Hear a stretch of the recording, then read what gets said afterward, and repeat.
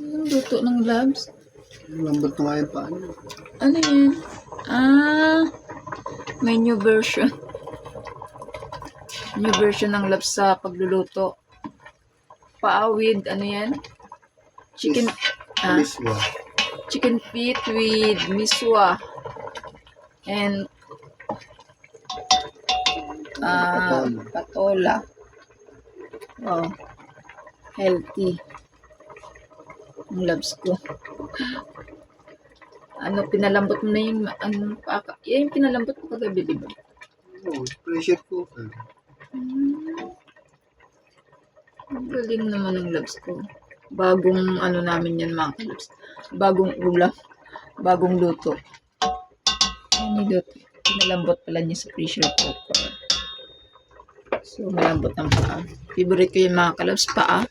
Kasi yung paa is maraming benefits. No?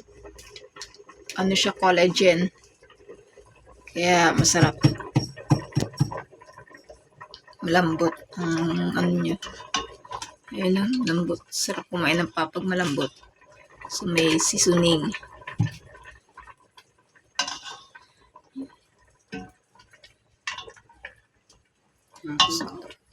Malambot na yun. Diba ko lang, walang isa ba po dito.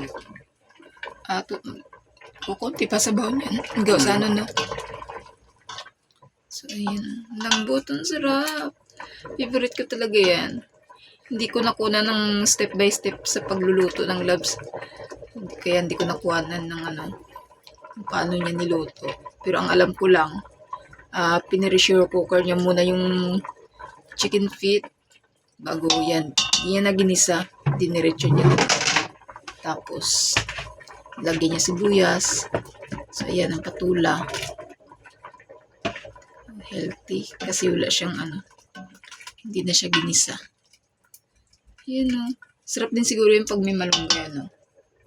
Pwede mo lagyan. Malunggay. Oo. Ang labs ko kasi mahilig mag-experiment ng ulam. Ayan. Kaya nakakatuwa. Ay, masarap naman Sarap din kasi siya magtimpla. So, half cook lang luto niyan.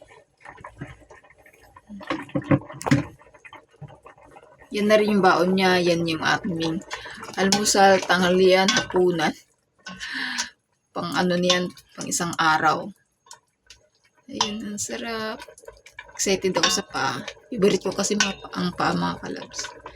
Kaya, tsaka yung patula. Yung patula naman kasi bigay lang po yan ng kaibigan. So, nakalibre tayo sa patula. Bigay lang po kasi. Sarap po.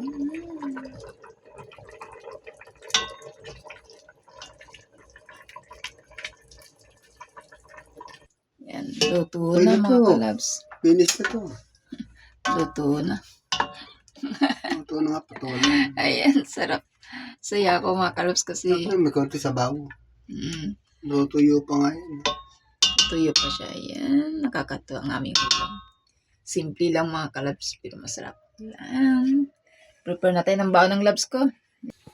So, ayan, magre-ready po tayo ng ang baon ng labs ko. Pang tanghalian niya. So, ayan, hindi pa masyado luto ang aming kanin. Medyo basa pa siya. Kaya, re-ready ko lang po ng kanyang ulam at kanyang merienda. Thank you for watching mga kalabs. God bless everyone.